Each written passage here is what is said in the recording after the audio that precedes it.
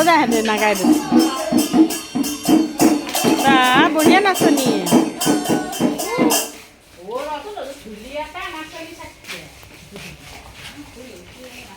দে আমাৰ ডাবুক চাওঁ এইফালে দেচোন ডাবুৰ মুখখন দে আৰু এটা নাচ নাচা আৰু এটা নাচা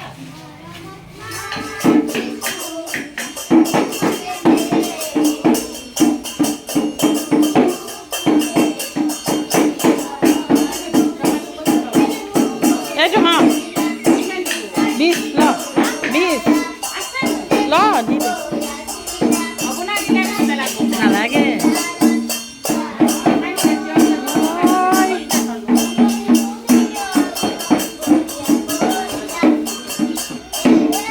নমস্কাৰ কেনে সকলোলৈ মই আপোনালোক আটাইকে স্বাগত আমি গৈ আছোঁ দীপাঞ্জলিৰ সৈতে আমি এতিয়া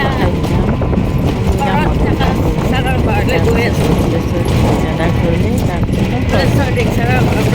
আমাৰ উদ্দেশ্য হৈছে অসম কবি সন্মিলনৰ তৰফৰ পৰা এজন ব্যক্তিক সম্বৰ্ধনা দিবৰ কাৰণে বহাগী বৰণ বুলি এটা অনুষ্ঠানত সম্বৰ্ধনা দিবৰ কাৰণে নিৰ্বাচিত কৰি আমাক তেওঁলোকক সন্মান জনাবৰ কাৰণে আহিব দিছিলে বহাগৰ বিহুৰ দিনাখনে কিন্তু বিভিন্ন অসুবিধাৰ কাৰণে তেওঁলোকৰো অসুবিধা আমাৰো অসুবিধা সেইকাৰণে আজিৰ দিনটোকে আমি ল'লোঁ আহি গ'লোঁ এই মদনদাৰ ঘৰলৈ প্ৰথমতে আহি ইমান সুন্দৰ এক পৰিৱেশ মানে বৌ দাদা আৰু বোৱাৰী গোটেইবিলাককে লগ পালোঁ আৰু তেওঁ সেই উপস্থিতিতে আমি তেখেতক এখন মানপত্ৰ আৰু এখন ফুলাম গামোচাৰে সম্বৰ্ধনা জনালোঁ ইয়াৰ উদ্দেশ্যটো হৈছে কি আমাৰ এটা অনুষ্ঠান আছে যিহেতু কবি সন্মিলন এইটো অনুষ্ঠান আমাৰ নতুনকৈ হ'ল আচলতে কবি সন্মিলনৰ এইটো এটা নতুন এটা কাৰ্যক্ৰম লৈছে বহাগী বৰণ নতুন কাৰ্যক্ৰম আগৰ পৰাই আছে কিন্তু আমাৰ ইয়াত নতুন যিহেতু আমাৰ লোৱা হৈছে আৰু আমাৰ এনেকৈ 3জন ব্যক্তিক কমিটিৰ ফালৰ পৰা নিৰ্দেশ দিছে যে কমিটিৰ ফালৰ পৰা নিৰ্বাচিত কৰি দিবৰ কাৰণে আৰু সেয়েহে আজি আমি আমাৰ কবি সন্মিলনৰ তৰফৰ পৰা এখেতসকলক নিৰ্বাচিত কৰি দিছোঁ আৰু আজি আহিলোঁ আহি আমি এনেকৈ তেখেতসকলক সন্মান জনোৱাৰ লগতে চাহ পানীও খালোঁ সুন্দৰকৈ তেওঁলোকৰ আতিথ্য গ্ৰহণ কৰিলোঁ আৰু আচলতে কি আমি মানুহবিলাকে বহুত কাম কৰি থাকোঁ আৰু আমাৰ এই অঞ্চলত বহুতেই মানুহ আছে বহুত মানুহ আছে তেখেতসকলেও আচলতে পোৱাৰ যোগ্য আমাৰ পৰ্যায়ক্ৰমে তেখেতসকলকো আমি ইয়াৰ অন্তৰ্ভুক্ত কৰিম আৰু সেয়েহে আজি এই আৰম্ভণি যিহেতু আমাৰ এখেতসকল যিহেতু বয়োজ্যেষ্ঠ আমাৰ সন্মানীয় এখেতসকলকে আমি নিৰ্বাচন কৰিছোঁ আমি মানে আমাৰ কমিটিয়ে নিৰ্বাচন কৰিছে আৰু সেই আহিলোঁ আমাৰ লগত সংগত কৰিছে দীপাঞ্জলি গোস্বামী জোনালী ডেকা আৰু ভৱেশ কলিতা ভৱেশ ডেকা আৰু লগতে পৃথক কলিতা এইখিনিয়ে আমি আহিলোঁ আৰু বহুতো সদস্য আছে তেওঁলোকে বিভিন্ন অসুবিধাৰ কাৰণে আহিব নোৱাৰিলে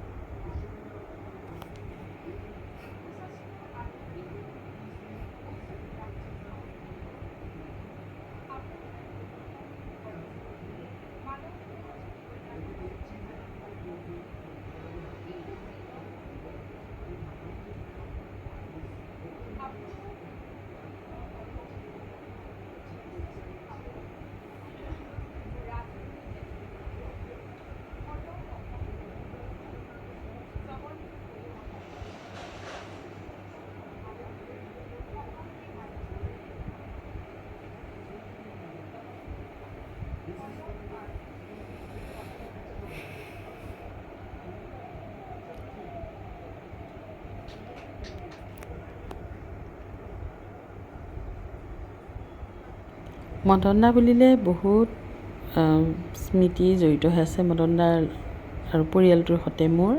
মদন দাৰ ছোৱালী দুজনী ৰুমি আৰু ৰেখা, ইহঁত দুজনী মোৰ বৰ মৰমৰ। ল'ৰা দুটা ধন আৰু ভূপতি, সিহঁতো মৰমৰ। ছোৱালী দুজনী মোৰ লগত সম্পৰ্ক কিয় গান নাচ মই বহুত শিকাইছিলোঁ আগতে। যেতিয়া মই প্ৰথম আহিছিলোঁ ইয়ালৈ তেতিয়া মই বহুত 81 চনৰ পৰা 91 চন এই দীঘলীয়া সময়খিনি মই ঘৰৰ ভিতৰতে আছিলোঁ। মই কোনো ধৰণৰ সামাজিক অনুষ্ঠানৰ লগত জড়িত নাছিলোঁ। তাৰপিছত যেতিয়া মই 85 চনত চাকৰি কৰিব গুচি গ'লোঁ ৰংজুলিলৈ, জইনিং হ'ল তাতেই থাকিলোঁ। তাত মোৰ যিখিনি মোৰ প্ৰতিভা, মোৰ আগতে কলেজীয়া জীৱনত মই গাইছিলোঁ, নাচিছিলোঁ আৰু লিখিছিলোঁ কবিতা আৰু এনেধৰণৰ মিটিঙে মই ব্যস্ত হৈ আছিলোঁ বা চাবলৈ গৈছিলোঁ অনুষ্ঠানবিলাক। কিন্তু আহি পেলাই ইয়াত মোৰ সেই সুবিধা মই পোৱা নাছিলোঁ, কাৰণ এই অঞ্চলটো ক'বলৈ গ'লে একেবাৰে পিছপৰা আছিল মহিলাৰ ক্ষেত্ৰত। কোনো মহিলা মানে বাহিৰলৈ নোলাইছিলে আৰু সকলো ভিতৰ সোমাই থাকিছিলে। আৰু মিটিংটো বেলেগেই, সন্ধিয়া লাগিল মানে ঘৰ সোমাবই। আৰু এটা কথা আছিল যে বোৱাৰী বেটী মানে সন্ধিয়া পৰত ঘূৰি ফুৰিব নালাগে, ঘৰত থাকিব লাগে, চাকি বন্তি দিব লাগে, ঘৰ দুৱাৰ পদূলি মুচি কাচি পানী ছটিয়াব লাগে, লক্ষী আহে, এনেকুৱা ধৰণৰ বহুত মানে কথা। আৰু তেতিয়া মানুহবিলাক খুব ধাৰ্মিক আছিলে আৰু খুব মানে সেই ধৰ্মটো বিশ্বাস কৰিছিলে, লগতে ধৰ্মবিলাক মানিছিলে।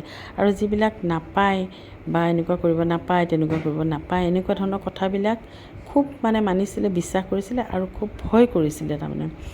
আৰু এটা মনত ভয় আছিল। আৰু উৰণিখন বহুত দীঘলকৈ ল'ব লাগিছিলে আৰু কাপোৰ ৰমক জমক কাপোৰ নাছিলে, শাৰী নিপিন্ধিছিলে কোনেও, চাদৰ মেখেলাই পিন্ধিছিলে। আৰু যিখিনি বয়োজ্যেষ্ঠ তেওঁলোকে বগা চাদৰ মেখেলা, তাত সেউজীয়া ৰঙৰ ফুল বচা পাৰি, ঠিক তেনেকুৱা ধৰণৰে পিন্ধিছিলে। আৰু এইবিলাক আৰু মুখৰ মেকআপ চেকআপ, কাণৰ আজিকালি যেনেকুৱা ধৰণৰ ওলাইছে সেইবিলাকতো পিন্ধা মানে দূৰৰে থাক, এইবিলাক ঢাক খায়ে থাকিছিলে। আৰু চুইজাৰ টুইজাৰ শাৰী চাৰী ব্যৱহাৰেই নাছিলে। এনেকুৱা ধৰণৰ এটা পৰিৱেশত মই যেতিয়া আহিলোঁ, মোৰ মনটো আচলতে খোদুৱাই থাকে। আৰু মই শিক্ষিত আছিলোঁ তেতিয়া, শিক্ষা মানে ছোৱালীৰ ক্ষেত্ৰত শিক্ষা সিমান নাছিল। তেতিয়া মোৰ যেতিয়া শিক্ষিত এজনী ছোৱালী বা মই বাহিৰত মানে ফুৰিবলৈ ভাল পাওঁ বা মই নাচিব ভাল পাওঁ, গাব ভাল পাওঁ, নাটক চাব ভাল পাওঁ, কিন্তু ইয়াত সেই ব্যৱস্থা নাছিল যে ৰাতি হ'লে নাটক চাটক চাবলৈ নাছিল। তাৰপিছত এইখিনিতে কৈ থৈছোঁ দেই, তাৰপিছত আমি ফুলেশ্বৰ ধিং দাদাৰ ঘৰলৈ গ'লোঁ। এইজনো এজন ব্যক্তি যি মদন দাৰ লগতে ফুলেশ্বৰ ধিং দা মোক খুব অনুপ্ৰেৰণা যোগাইছিলে, মোৰ কামবিলাকত প্ৰশংসা কৰিছিলে বা মই যে ভয় নকৰাকৈ মানুহক হাজাৰ কথা শুনি, আৰু মানুহে বহুত কথা কৈছিলে, মানে কি ক'ম আৰু সেইবিলাক কথাটো ক'বই লাগিব আপোনালোকক, ক'ম বাৰু। এতিয়াও ক'বলৈ নেৰে মানুহে, তথাপি তেতিয়াতো কেনেকুৱা আছিলে, তেতিয়াতো সোমাই থাকিছিলোঁ ন ভিতৰত, তাৰ পৰা মই ওলাই আহিছোঁ, কিমান এটা ডাঙৰ কথা। এতিয়া এই ফুলেশ্বৰ ধিং দাদাৰ ঘৰত আহিলোঁ, আহি ফুলেশ্বৰ ধিং দাদাকো সেনেকৈ আমি মানে সম্বৰ্ধনা দিলোঁ, উলগনি জনালোঁ আৰু চাহ পানী খালোঁ। খাই বৈ ধুনীয়াকৈ কথা পাতিলোঁ আমি। বোৱাৰীয়েক কল্যাণী আহিলে, বৰ্ণালীও আহিছিলে বাৰু, বৰ্ণালী গ'লগৈ, কল্যাণী থাকিলে। তাৰপিছতে বৰপুত্ৰই আমাক কিন্তু ভিডিঅ' কৰি আছে। ইমান ধুনীয়া পৰিৱেশ, মানে আজিকালি কিমান মানে সহজ মানুহবিলাক, ধুনীয়াকৈ শহুৰৰ লগত বোৱাৰী আছে, চুইজাৰ পিন্ধিছে, এইবিলাক কোনো আজিকালি ভাবিবলগীয়া কথা নহয়। কিন্তু মোৰ দিনত কিন্তু সেইবিলাক বৰ ডাঙৰ কথা আছিলে। বিভিন্ন মানুহে কোনে কোনে কৈছিলে মোক কথাবিলাক, সেইবিলাক মই নামে সৈতে কৈ দিব পাৰোঁ, কিন্তু কৈ দিলে তেওঁলোকে সন্মানত লাঘৱ হ'ব, সেইটো কাম মই নকৰোঁ। মানুহে বেয়া পোৱা কামটো কৰিবলৈ মই খুব বেয়া পাওঁ। সেইকাৰণে মই মনে মনে থাকোঁ, সহ্য কৰি থাকোঁ। ধৈৰ্য গুণ মোৰ আগৰ পৰাই আছে। ধৈৰ্য কৰিব লাগে, ধৈৰ্য ধৰিব লাগে। আৰু মানুহক মোৰ বিষয়ে কিবা এটা বেয়াকৈ ক'লে মই গৈ লগে লগে উত্তৰ দিবলৈ বা তেওঁক ফেপেৰি পাতি ধৰিবলৈ মই সেইটো কোনো দিনেই নকৰোঁ। কেতিয়াবা মই খুব যেতিয়া অসহ্য লাগে তেতিয়া মই সুধিব যাওঁ বা কথাটো কিয়নো কৈছিলে বুলি, কিন্তু মই তেওঁৰ লগত তৰ্কত লিপ্ত কেতিয়াও নহওঁ। কৈছিলে, কিন্তু তেনেকুৱা কোৱা মানুহবিলাকে লাহে লাহে বুজি পাই শুধৰণি হৈ যায়, আকৌ মোৰ লগত কথা পাতে বা মোৰ লগত আকৌ একেই মানে সম্পৰ্ক স্থাপন কৰিবলৈ তেওঁলোক বাধ্য হৈ পৰে। যি নহওক, এইবিলাক বহুত কাহিনী। দাদাৰ লগত তেনেকৈ আমি ভাৰত বিকাশ পৰিষদ কৰিলোঁ আৰু দিল্লীলৈ গ'লোঁ গোটেই এটা গ্ৰুপ, তাৰপিছত উৰিষ্যালৈ গ'লোঁ, বিভিন্ন ঠাইলৈ লৈ যায়। তাত আমি পৰিৱেশন কৰোঁ গীত নৃত্য। তেনেকৈ দাদাৰ ডাঙৰ ছোৱালীজনী নৃত্য কৰি খুব প্ৰশংসা পাইছিল। তাই উৰিষ্যা, দিল্লী আদিত খুব মানে প্ৰশংসা পাইছিলে সেই সময়তে মই শিকোৱা গীতত। আৰু গানটো তেতিয়া মানে কেছেট নাছিলে, গাই দিব লাগিছিলে, মুখেদি গাই দিছিলোঁ আমি মঞ্চত। আমাৰ লগত চাণক্যহঁতো আছিলে বা সংগীত বিদ্যালয়ৰ সকলো ল'ৰা ছোৱালীবিলাকো আছিলে, আৰু ৰুমি তাতে পঢ়িছিলে। তাত মই শিকাইছিলোঁ নাচ গান। এইবিলাক যিবিলাক পুৰণি ষ্টুডেণ্ট আছে তেওঁলোকৰ মনত আছে। তাৰপিছতে আমি উপস্থিত হ'লোগৈ শৰৎচন্দ্ৰ ডেকা, প্ৰফেচাৰ আছিলে, এতিয়া ৰিটায়াৰ্ড হৈছে, তেওঁৰ ঘৰলৈ গ'লোঁ। আৰু লগতে পৰিয়ালবৰ্গ আমাৰ জিলা আৰু লগতে বাৰটাচাৰী বৌদ্ধ সন্মিলনৰ শ্ৰদ্ধাৰ উপদেষ্টা আমাৰ সম্পাদিকা আৰু পৃথক কলিতা, আৰু লগতে আমাৰ ডেকা আমাৰ ডক্টৰ ডেকা বৰুৱা, আমাৰ কামৰূপ জিলাৰ উপদেষ্টা, লগতে আমাৰ বাৰটাচাৰী আঞ্চলিক কাষৰ আমাৰ উপদেষ্টা, আমাৰ আজি সদৌ অসম কবি সন্মিলন দৰবাৰ পতাই আজি ৩৮ বছৰ জুৰি আমাৰ বহাগীৰ যুৱক হিচাপে আমাৰ বিভিন্ন অঞ্চলত আমাৰ বিশেষ ব্যক্তিসকল, সাহিত্য সংস্কৃতি সমাজৰ লগত জড়িত থকা ব্যক্তিসকলক সম্বৰ্ধনা জনোৱা। আমাৰ বাৰটাচাৰীৰ যিটো আঞ্চলিক কবি সন্মিলন আছে, সেইটো নতুনকৈ প্ৰতিষ্ঠিত হয়, আমাৰ ইতিমধ্যে এবছৰ হোৱা নাই। এইবাৰ প্ৰথমবাৰৰ কাৰণে আমি এনেকুৱা এটা সুযোগ লাভ কৰিলোঁ, আৰু আমাক বিশেষকৈ এই অঞ্চলৰ 3জন ব্যক্তিক আমাৰ শাখা আৰু জিলাক মানে নিৰ্বাচিত হৈ লৈ দিছে। আমি সেই তৰফৰ পৰা আমাৰ মনলৈকে আহিল আমাৰ যিটো কমিটি আছে, আমাৰ বন্ধুবৰ ডক্টৰ শৰৎচন্দ্ৰ ডেকাই, আৰু লগতে আমাৰ মদন চন্দ্ৰ ডেকা, আৰু আমাৰ প্ৰাক্তন অধ্যক্ষ সুৰেশ্বৰ সিংহ।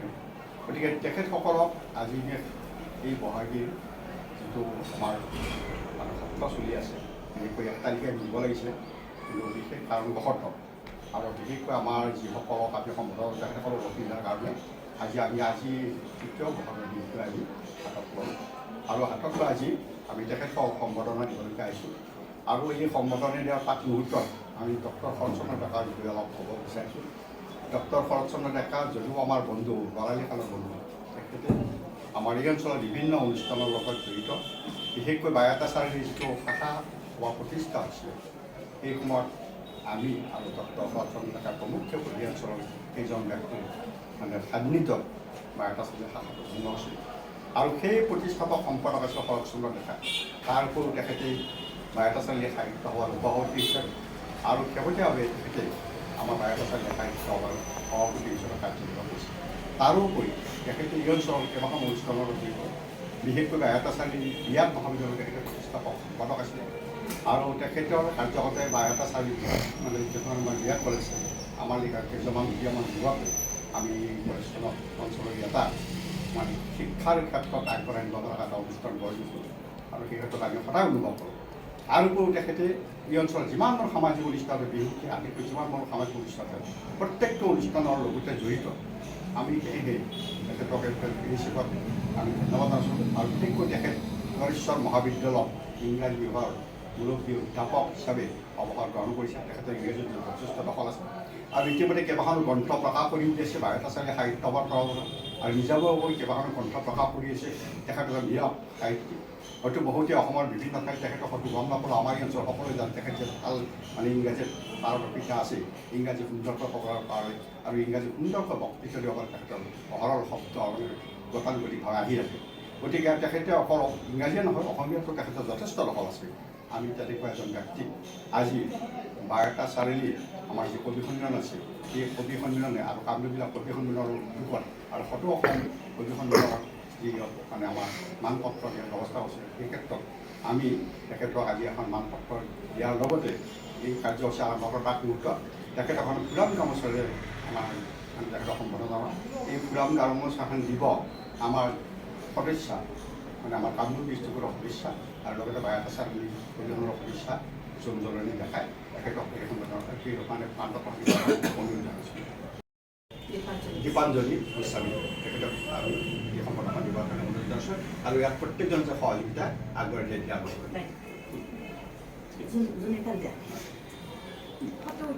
বলক যাওঁ, এইবাৰ নিমন্ত্ৰণ আছে আমাৰ ভাত খোৱাৰ মোৰ বিয়নী ঘৰত, তাৰমানে মোৰ বোৱাৰীৰ মাকৰ ঘৰত। সেইকাৰণে এই টুকটুককো লৈ গৈছোঁ। মাকে স্কুলত গৈছিলে, আহি পালে বাৰু। ডাবু আৰু মাকটো আগৰ পৰা আছেই মাকৰ ঘৰ যিহেতু। আমি বিকাশ, মই, বাবা, মুন, ৰীতা গোটেইকেইটা গৈ পালোগৈ। টুকটুকে মানে ডাবুক দেখি একদম মানে বেহুচ হৈ গৈছে আৰু কি যে ফূৰ্তি। মুখখন ঘূৰাই দিছোন, তাৰ মাক যে নাই তাৰ উপলব্ধিয়ে নাই। এইটো ডাবুটো আৰু সেয়া তাৰ ফূৰ্তি, সেইটো একদম ঠাণ্ডা আৰু ই হৈছে ৰীতা একদম আমি আছিলোঁ যে ভাত খাব মাতি কৈছোঁ নালাগে, ইমান দিগদাৰ গোটেই মাতি নি ইমান দেখুৱাই ভাল পায়, দিগদাৰ ৰাখি ভাল পায়। দীপ্তি মাজনী অলকা খুৰীজনীয়ে এতিয়া মাজনী অলকা খুৰীয়েক কয় মাইনা, সিহঁতে মানে গোটেইকেইটা এসাঁজ খাব আৰু।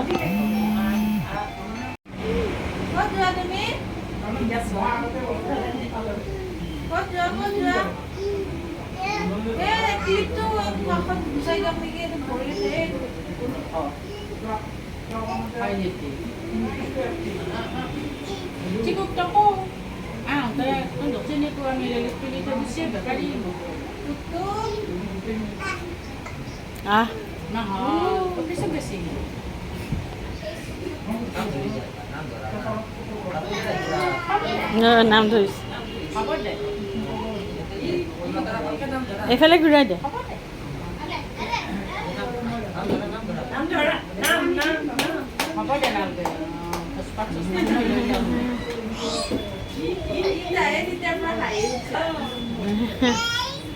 ডাবুক দেখিলে হাঁহি থাকে। ভাত খাবলৈ ফালৰ পৰা এতিয়া দি আছে আৰু ইহঁতে এয়া মাজনী সিহঁতে ভাত খাইছে, আমি খাম আৰু। আমাৰ ভাজিছে ধুনীয়াকৈ দালি, এইয়া বুটৰ চাটনি, দালি, বিট বিলাহী এনেকৈ চাটনি, পনীৰ বনাইছে, চয়াবিনখিনি তেতেলী দি ভাজি, বন্ধাকবি ৰঙালাও মিক্স ভাজি, তাৰপিছতে আলু ভাজি, সৰু সৰু আলু তেতেলী দি চয়াবিন বনাইছে, অলপকৈ বনাই লৈ আহিছে। বৰ ধুনীয়া লাগিছে খাবলৈ। বহিলোঁ, চবেই এখন এখন বনাইছে, হৈ গৈছে আৰু ধুনীয়া। মাছ মাংস আছে, মাছ মাংসটো মই নাখাওঁ। এইখিনি চয়াবিন তেতেলী দি বনাইছে। দালি অলপ দি দিম আৰু অলপ দি দিম।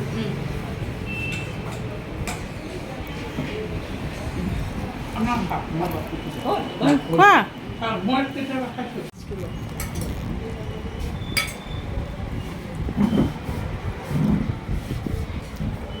মাছ কোনটো? মাছটো কিহেদি বনাইছে? টেঙা।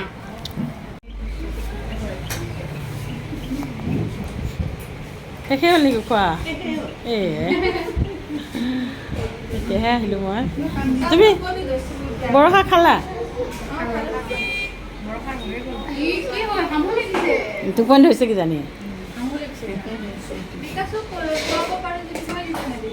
তাৰ নিজৰে দোকান দিবা আৰু তুলছোঁ ৰ তাকে ইহঁতক খোৱা শেষেই হ'ল তেতিয়াহে আহিলোঁ মই